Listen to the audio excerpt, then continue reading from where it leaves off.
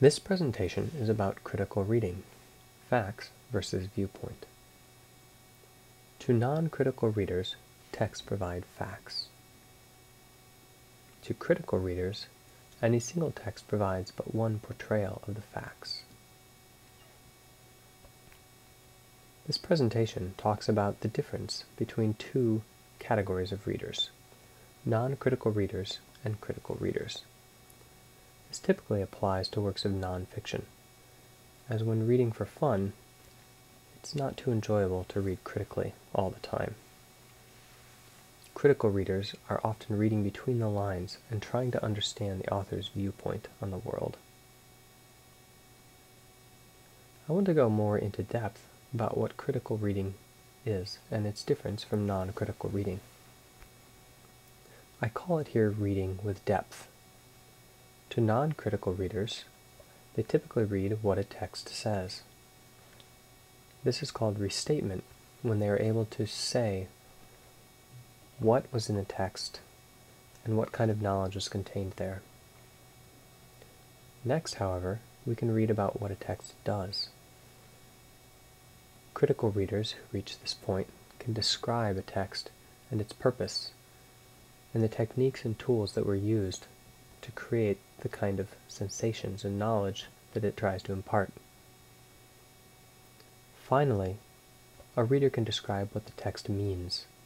They can interpret the text with a wider lens of its contribution to the field and its place in the body of literature.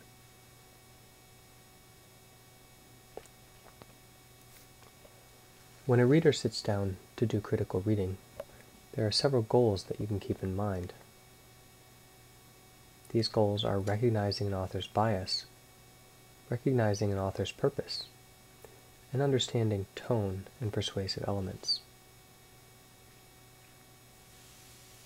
Recognizing an author's purpose usually involves trying to understand the basis of their choices for the content that they have and the language that they chose.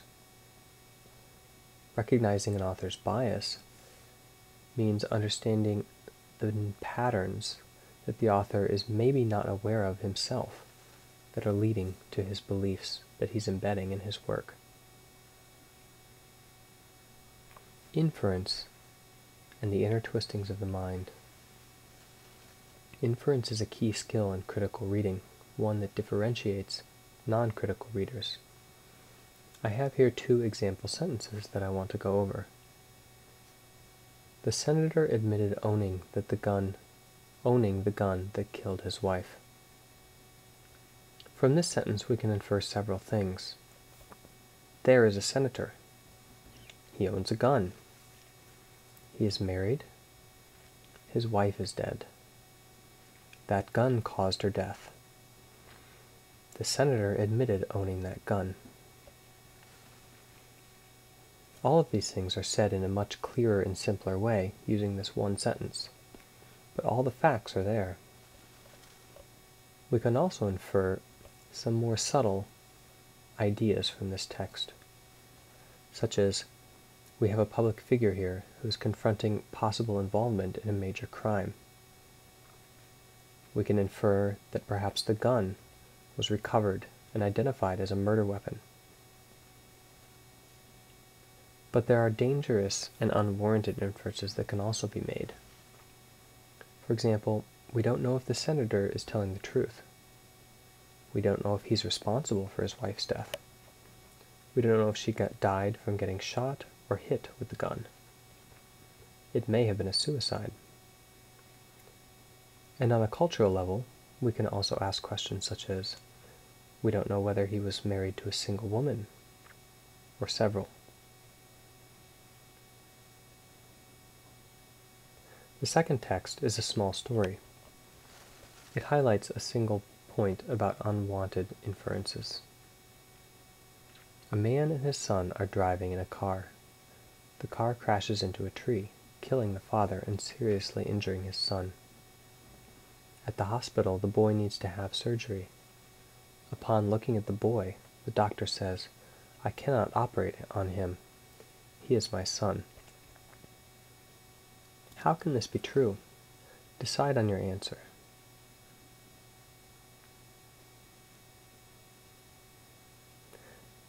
The answer is, of course, that the doctor was the boy's mother. I was blinded to this fact by my sexist assumption that the doctor must have been a male.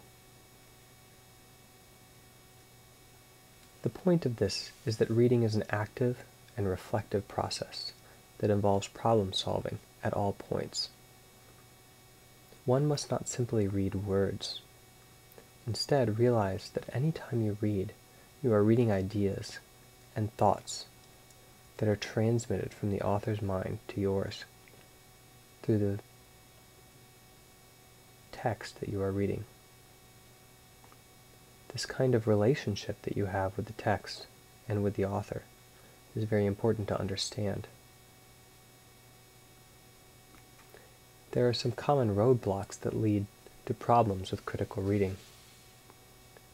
Prior knowledge and assumptions can be a serious issue if one is too opinionated and does not have an open mind for understanding and making concrete understanding of what is in the text. Another problem can be lack of strategies for tackling a text, such as not being able to parse the language or understand the structure, or overcome lack of motivation. Fatigue is another serious issue that can lead to boredom.